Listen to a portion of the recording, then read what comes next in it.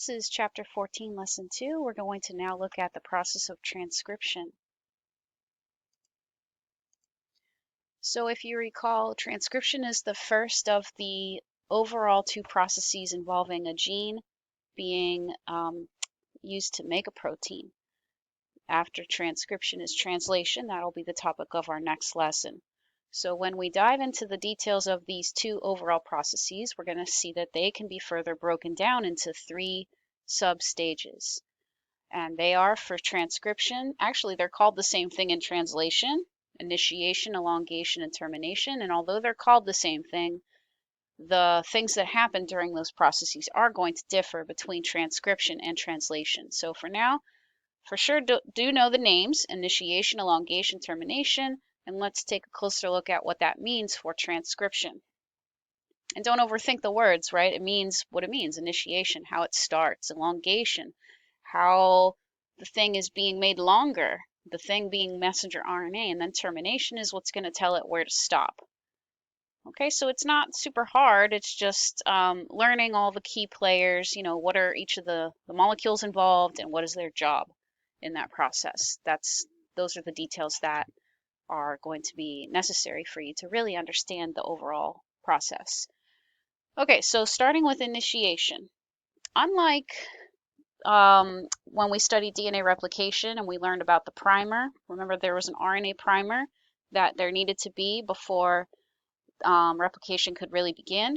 There's no primer needed here in transcription.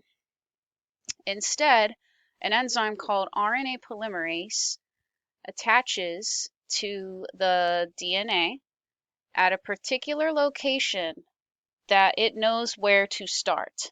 And that is something called the promoter. So the thing here that looks like a teardrop, the sideways teardrop, that's meant to represent the RNA polymerase, the enzyme.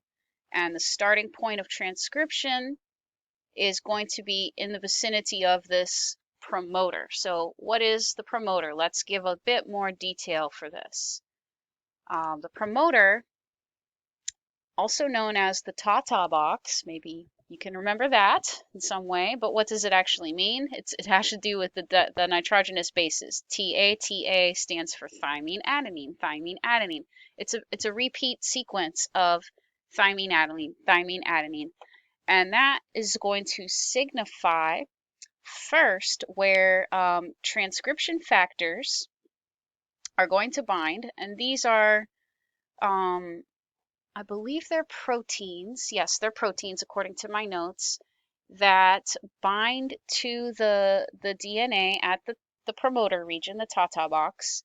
And then once those transcription factors are there, the RNA polymerase, which is, there's different polymerases if you recall from DNA replication. So this one is called RNA polymerase 2, and that knows where to bind to the DNA because of the transcription factors that are already there. So RNA polymerase 2 will not bind to the DNA unless the transcription factors are already present.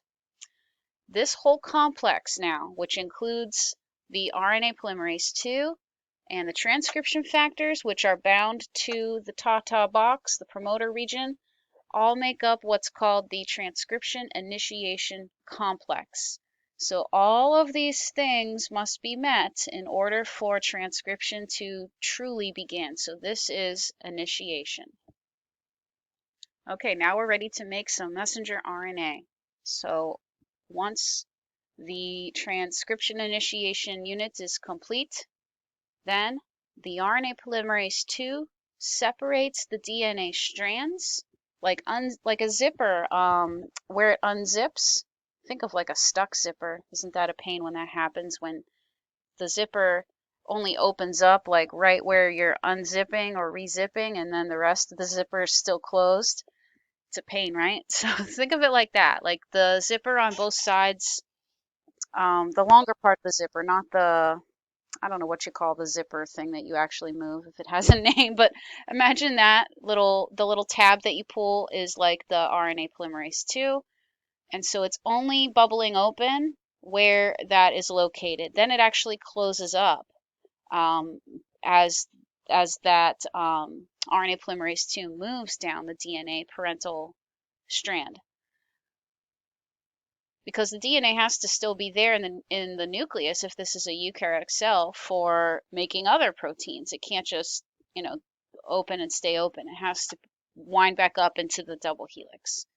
Okay, in any case, so the RNA transcript is going to be synthesized in the area where the RNA polymerase II is opening up the DNA double helix. And so now let's take a closer look at that RNA transcript as it's being synthesized. And again, this is the second step now called elongation. We're talking about the elongation of the RNA transcript. So as you can see here, the direction of the movement of the RNA polymerase II is signified with this little red arrow. So it's going from left to right here. But what you do need to notice is the 5' and the 3' direction. So like the rules applied to replication of DNA, the new nucleotides can only be added to the 3' end of a growing strand. That pertains to both RNA and DNA. So the 3' end is going to be, of the RNA transcript, is anti-parallel to the DNA strand that it's using as template. So if that's the bottom part of the DNA double helix, notice that the 5' end is on the right. So the 3' end of the RNA transcript is anti-parallel to that. So here is the 3'. So this is where the 3' end is, where the new RNA nucleotides are going to be added. Don't forget that rule. So the 5' end would be like the first part that started the whole thing. This is like the oldest one that was added, the first one. And the order of that to the very end, the 3' will be the last one that was added. All right, and so this will continue until something tells it to stop. So to understand where we're going with that, let's zoom in even further now and take a look at what's happening during elongation and then how termination will be signified. So we have to see here how the bases are pairing up in transcription. Remember Chargaff's rule from DNA replication? A complements T, C complements G. Well, in RNA, notice in the red on the RNA transcript, there is no thymine. Instead, we have this new letter, U, and U stands for uracil. I'll make a note on the slide in a moment about this. So the rules are going to be a little bit different here for the base pairing between DNA and messenger RNA. Adenine in DNA will pair with uracil for messenger RNA.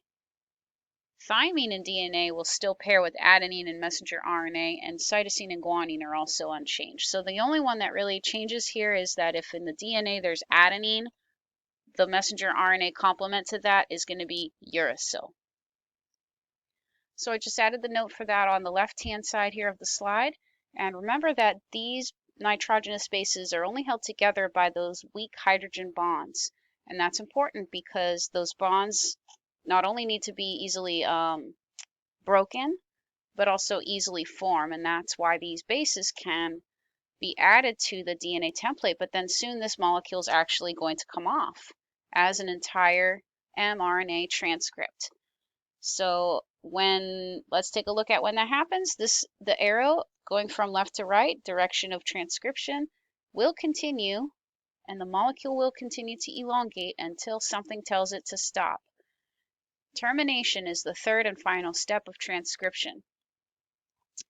So when it reaches a particular sequence of DNA, similar to where we had the promoter, which was the TATA repeat unit, the TATA box, there will be a sequence of DNA that indicates for the messenger RNA transcript to the RNA polymerase first to come off and to stop, and then the mRNA transcript will be completed and also separate from the DNA that was being used as a template.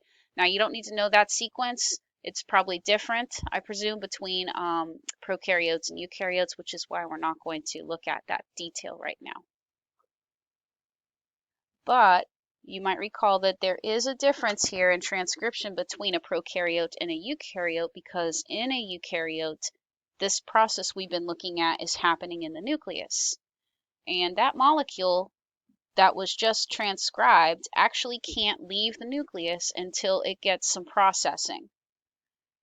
versus in the prokaryote, the messenger RNA that's made is going to go directly to the ribosome.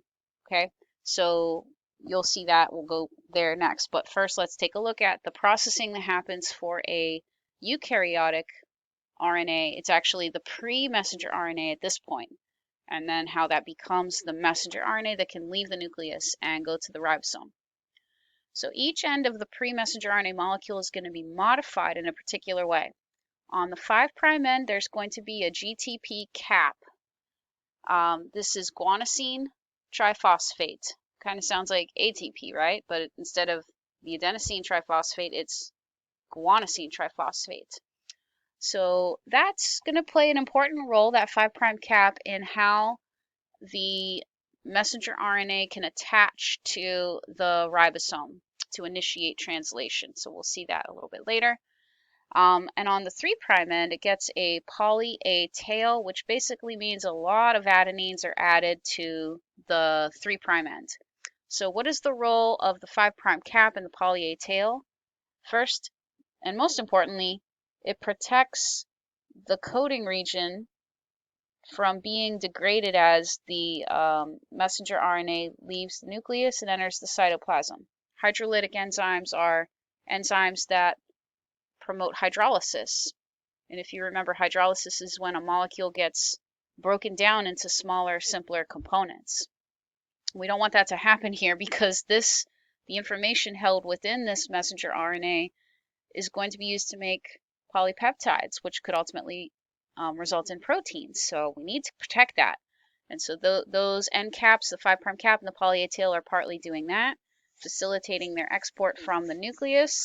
And then again, as I mentioned, the 5' end is going to help for attachment to the ribosome in translation. But something else that needs to happen here, if you notice that there's regions within the messenger RNA, pre-messenger RNA, that say they code for proteins, and so then you might assume that some of it doesn't code for proteins, and that's the case actually. Within that pre-messenger RNA transcript, there are what are called exons and introns, and they're shown here as the red or pink bands. Exons are the sequences of the messenger RNA that do express in the form of proteins. They're going to code for proteins, or they're going to be expressed, hence exon. Versus the introns, they do not code for proteins. So they're going to be removed through a process called splicing. There are little molecular scissors inside of the nucleus that can go in and cut at those locations where the introns start and end, and then the remaining exons get stitched together or spliced together. So the final product is going to be the messenger RNA that now can safely leave the nucleus and arrive at the ribosome for translation. So quick recap, visual of what we just went over. We just showed how the DNA is used to make messenger RNA. Okay, and in a prokaryote, that would just happen directly in the cytoplasm. No processing necessary for the messenger RNA, versus in the eukaryote, we saw how the pre-RNA was made, messenger RNA was made, and then processed to result in the messenger RNA that can now leave the nucleus and head to the ribosome. So that's where we're going to go in our next lesson, translation.